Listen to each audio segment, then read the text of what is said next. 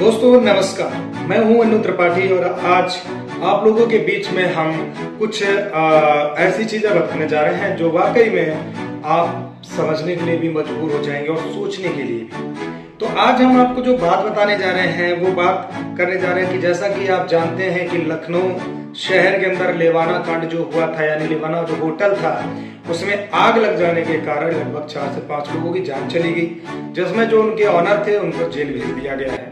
क्योंकि एक जरा सी प्रॉब्लम की वजह से अगर शायद पहले से ही देख रेख की गई होती तो शायद ऐसा हादसा नहीं होता। दूसरी चीज, अक्सर क्या होता है कि होटल लोग चलाते हैं, बस उसका चलाने का तरीका और अंदाज थोड़ा अलग होता है।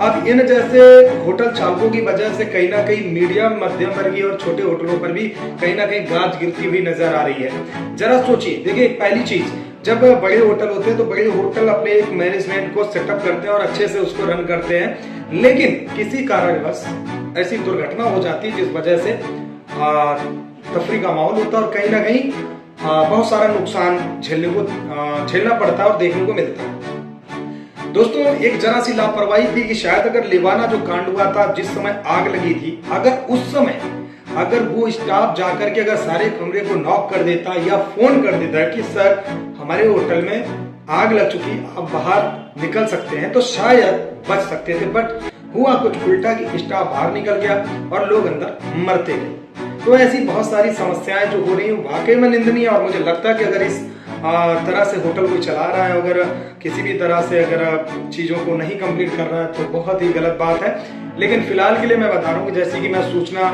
मुझे प्राप्त हो रही है कि अब बहुत सारी पॉलिसीज वगैरह चेंज हो रही है होटलों में, जिसमें कि बहुत सारी सर्टिफिकेट और एनओसी वगैरह लगेगी, जैसे ट्रैफिक पुलिस की भी लगेगी, नगर निगम की लगेगी, इसके अलावा फायर ब्रिगेड जो होता है उसका एनओसी लगेगा।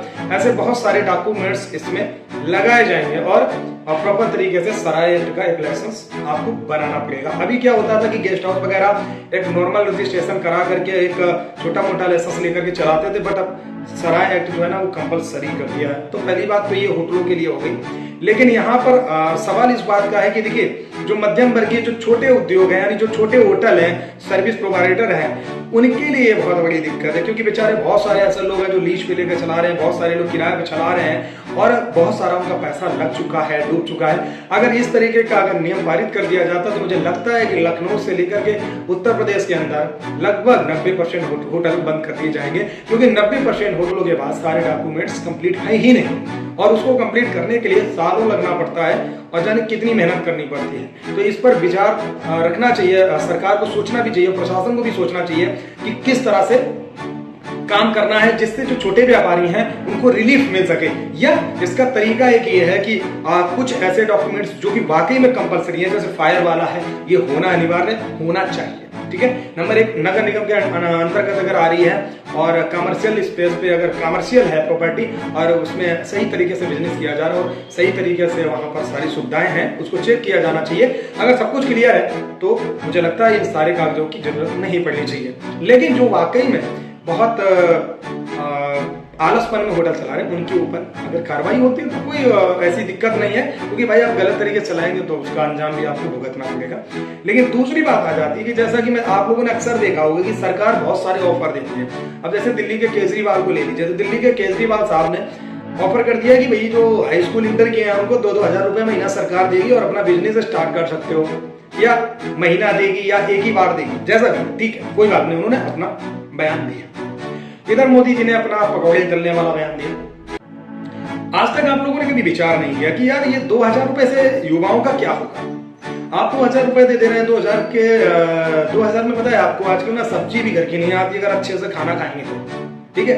लेकिन क्या है ना कि वोट बैंक की वजह से कुछ भी कर सकते हैं। ये राजनेता है, राजनीति करने से पीछे नहीं हटते। अब आप जरा सोचिए, केजरीवाल जी खुद कहते हैं कि 2000 रुपए मैंने दे दिया और मैंने बोला कि भाई देखो आप लोग इसमें अपना एक छोटा मोटा बिजनेस स्टार्ट कर सकते हो। अरे मेरे भैया, 2000 रुपए में कौन सा बिजनेस हो जाता है? नंबर 1। नंबर दूसरा, अगर चलिए मान लेते हैं कि 2000 में बिजनेस कौन सा हो सकता है, वो भी मैं बता दे रहा हूँ। 2000 रुपए में बिजनेस सब्जी बेच सकता है, कच्ची सब्जी खरीद के बेच सकता है। लेकिन दुर्भाग्य इस बात का कि सब्जी वो बेचेगा तब ना जब उसको स्पेस मिलेगा, जगह मिलेगी। लेकिन अक्सर आपने शहरों में देखा होगा कि ठेले वाले जो होते हैं ना, उनको डंडे मार मार करके सेट कर दिया जाता है। तो भाई साहब 2000 चाहे दे दो, चाहे 50,000 दे दो, जब उनको ठेला लगाने की जगह ही नहीं मिलेगी तो भाई साहब वो बिजनेस कहां से करेंगे। तो सबसे पहले सरकारों से को मेरा एक ही संदेश है कि आप पैसा मत बांटिए, बस लोगों को एक कानूनी तौर पर एक सिस्टम के हिसाब से जगह दीजिए। अगर कोई हाईवे है या रोड है तो आप एक स्पेस चुन लीजिए कि भाई आपको यहाँ से यहाँ तक आपको लगाना है। इसका अगर कोई नियम का अनुपालन करता पालन नहीं करता है तो आप उसमें डंडे बरसाइए, जो मना है वो करिए। लेकिन अगर कोई पालन कर रहा है और सिस्टम से काम हो रहा है तो आपको कराना चाहिए, जिससे 2 पैसा वो लोग कमा सके, रोजी रोटी उनकी चल सके। लेकिन ऐसा कहीं होता नहीं है। शहरों के अंदर डंडे चलते हैं, पन्नी बंद कर दी जाती है, लेकिन पन्नी की फैक्ट्री नहीं बंद कर दी जाती है। मतलब सोचने वाली बात है कि पन्नी को बंद करा देते हैं। क्यों पन्नी बंद करा दी? अब मर रहा है छोटा दुकानदार, बेचारा कैसे देगा, कैसे सामान बेचेगा, क्या दिक्कतें हैं। बहुत सारी ऐसी दिक्कतें होती हैं और जो लोग सामान खरीदने जाते हैं उनको भी अक्सर दिक्कतों का सामना करना पड़ता है। भाई मान लो सपोज करो कि वो कभी घूमने आए यहाँ पे, अब वो नहीं झोला है उनके पास, तो जाहिर सी बात है कोई सामान लेंगे तो पन्नी चाहिए। तो क्या है ना कि पन्नी बंद होती है फिर से चालू होती है। तो ये सब परेशान करने का जरिया है। इससे क्या होता है ना, पन्नी बंद करते हैं, उसके बाद में प्रशासन डंडे मारता है, उतना ज्यादा भ्रष्टाचार होता है। क्यों? क्योंकि जिसके यहाँ पन्नी निकलती है तो उसको पैसा देना पड़ता है, सीधी सी बात। तो कहने का तात्पर्य यही है कि सबसे पहले अगर चीज को आप बंद करा रहे हैं तो सबसे ज्यादा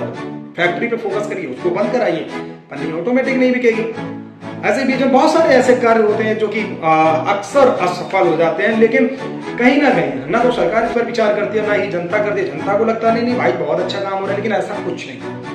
गुटखा मसाला बंद किया गया कि तंबाकू नहीं चलेगी, तंबाकू नहीं चलेगी, लेकिन अब क्या हुआ, तंबाकू अलग से कर दी। लेकिन हो क्या रहा, तंबाकू हर आदमी खा रहा। कहने का मतलब करते हैं बट उसका तरीका कुछ है ही नहीं। मतलब पान मसाला चल रहा है, गुटखा चल रहा, सब कुछ चल रहा, लेकिन क्या लिखा है बड़ा उससे कैंसर होता है। अरे भैया कैंसर नहीं, आप उसमें कुछ भी लिख दीजिए, यहाँ की पब्लिक मानने वाली नहीं है। लेकिन ये सब हंगामा करने का कोई मतलब नहीं, दिनों दिन उसका रेट प्राइस बढ़ता जा रहा है। अब आजकल आप देखेंगे अक्सर पार्ले जी बिस्किट, इन पर कोई भी शिकंजा नहीं कसता। जितनी भी बिस्किट कंपनियां या अन्य भी प्रोडक्ट है, 2 रुपए में बिस्किट कितना साइज आता था, लगभग मुझे तो ऐसा लगता है कि लगभग समथिंग 4 इंच या 5 इंच के आसपास उसकी चौड़ाई हुआ करती। तो बिस्किट उस समय 8 आते थे। अब क्या हो गया भाई साहब, बिस्किट तो 7 आते हैं पर इतने इतने बड़े आते हैं और उसका साइज जो ना देखना ना 2 अंगुल यानी कि 2 इंच रह गया। तो क्या है, लूटने का धंधा बना रखा है लोगों ने। पार्ले जी जो 5 वाला, उसको अगर आप नापेंगे तो जैसे 2 रुपए का पहले आता था, अब वो 5 का मिलता है। बड़ा सोचने वाली बात है। इस पर आप लोग कभी मुद्दा ही नहीं उठाते हो, ना कभी बोलना जानते हो।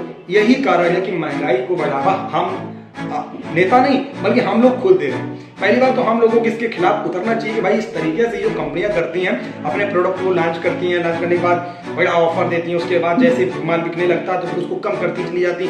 अब आने वाले समय में 2 रुपए वाला बिस्किट खत्म कर देंगे, फिर 5 वाला 2 रुपए के बराबर आ जाएगा, छोटा सा, वो 5 रुपए का मिलेगा, फिर एक 10 रुपए का पैकेट बनेगा। इस तरीके से हम लोग खुद लुट रहे हैं। तो भाइयों सतर्क हो, जागो। आज का जो ये वीडियो है इसीलिए समझाने का प्रयास करूं, शायद हमारे लोग कुछ समझ सके। अगर आप समझदार हैं तो समझेंगे, इस चीज को समझिए और इस पर बहिष्कार करिए, इस पर थोड़ा सा बहस करिए, तभी जाके कुछ होगा। वीडियो पसंद आया, अगर कहीं से भी हमारी कोई भी टॉपिक आपको अच्छी लगी तो शेयर जरूर करें, क्योंकि आपकी एक शेयर से कहीं ना कहीं किसी नेता तक अगर पहुंचेगा तो शायद कुछ भला हो जाए इन युवाओं का और इन कंपनियों का। नमस्कार, धन्यवाद, जय हिंद, जय भारत, अन्नू।